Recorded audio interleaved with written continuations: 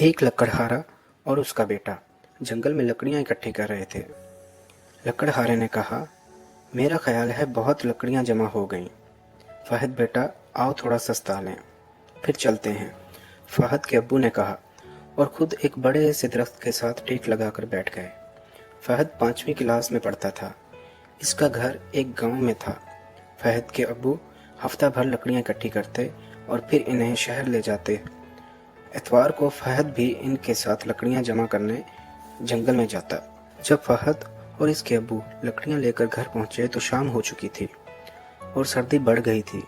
अब्बू जान, आप और फहद भैया इधर अंगीठी के पास आ जाएं।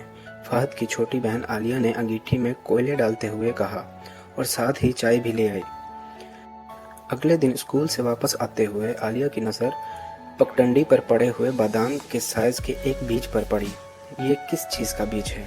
आलिया ने इसे उठाते हुए कहा और फहद को पकड़ा दिया। पता नहीं, मैंने तो पहली बार देखा है। फहद ने कहा, भैया हम इसे अपने घर ले जाते हैं और क्यारी में बो देंगे, देखते हैं कि इस उगती है। कहा तो फहद ने इसे अपनी जेब में रख लिया। बीज को क्यारी में बोने के बाद आलिया और फहद दिन में कई बार पानी देते। जिस जगह उन्होंने बीज बोया था, चंद दिनों बाद एक छोटा सा पौधा निकल आया और इंतहाई तेजी से बढ़ने लगा।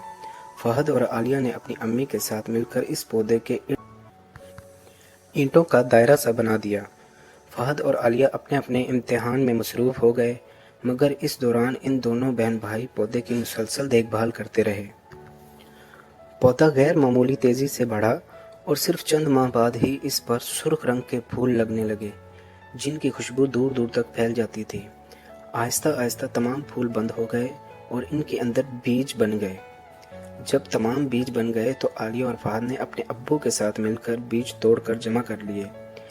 एक बीज बाकी तमाम बीजों से बड़ा था। फहद के अब्बू ने इसे तोड़कर देखा तो इसके अंदर एक कीमती हीरा था।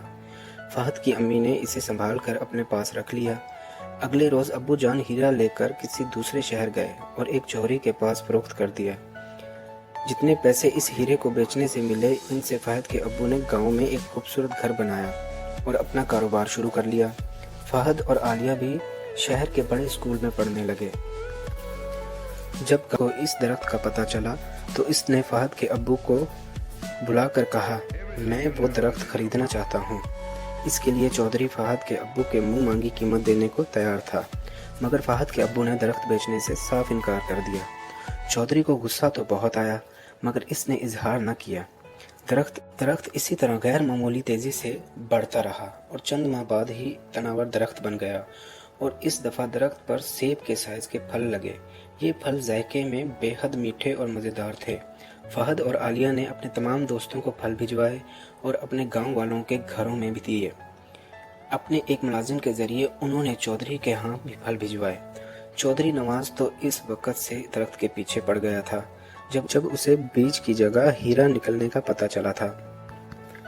जब इसने फल देखे तो इसने इसी रात अपने चंद मुलाजमीन को भेजा कि वो किसी न किसी तरह इस दरख्त को उखाड़ कर ले आएं। एक रात आलिया और फहद स्कूल का काम करने के बाद सोने की तैयारी कर रहे थे। इनके अब्बू इस रात घर पर नहीं थे।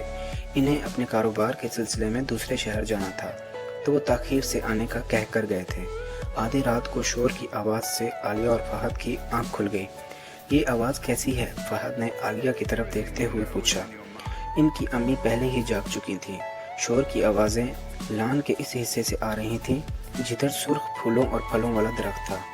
अम्मी जान, मैं बाहर देखूं कि हमारे घर कौन है? फहद ने अपनी अम्मी से पूछा तो उन्होंने फहद को ये कहकर मना कर दिया कि इनके अब्बू घर पर नहीं हैं, इसलिए कमरे से बाहर कोई नहीं जाएगा।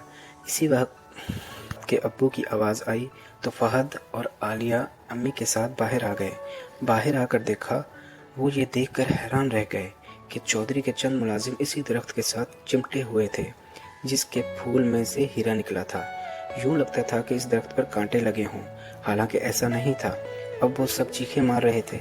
फहद के अब्बू ने इनके पास जाकर पूछा कि यहाँ क्यों और किसके कहने पर आए हैं, तो एक मुलाजिम ने इन्हें सारी बात बता दी कि वो लोग चौधरी के कहने पर इनके घर से दरख्त चुराने आए थे, मगर जब उन्होंने इस दरख्त को उखाड़ना चाहा तो इस दरख्त ने हमें यूं पकड़ लिया जैसे इस पर कांटे हों। اب وہ لوگ منت سماجت کرنے لگے کہ انہیں معاف کر دیں اور کسی طرح اس درخت سے الگ کر دیں۔ فہد کے ابو نے آگے بڑھ کر انہیں درخت سے اتار دیا۔ درخت سے اترنے کے بعد سب حیران تھے کہ اس درخت نے فہد اور عالیہ کے ابو جان کو کچھ نہیں کہا تھا۔ اگلے دن عالیہ نے اپنے ابو جان سے کہا کہ وہ اسے درخت پر جھولا بنا کر دیں۔ جب ابو جان رسی کے ساتھ جھولا بنانے لگے تو انہوں نے دیکھا کہ درخت کے درمیان میں بالکل ویسا ہی ایک پھل لگا ہوا تھا جیسے انہوں نے پہلے اتارے تھے، لیکن وہ باقی سے بڑا تھا۔ ابو جان نے اسے اتار لیا اور کچن میں لے آئے۔ امی جان نے اسے چھری سے کاٹا تو اس میں سے بھی ایک ہیرا نکلا۔ ارے یہ تو بالکل ویسا ہی ہے، عالیہ نے کہا تو فہد بولا، مگر ہم ہیرے کو بیچ کر خود پیسے نہیں رکھیں گے، بلکہ سیلاب اور زلزلہ متاثرین کے لیے بالکل ویسے ہی گھر بنوائیں گے جیسا ہمارا گھر ہے، ٹھیک ہے نا؟ شاباش بیٹا، ابو جان مسکراتے ہوئے اسے گلے لگا لیا۔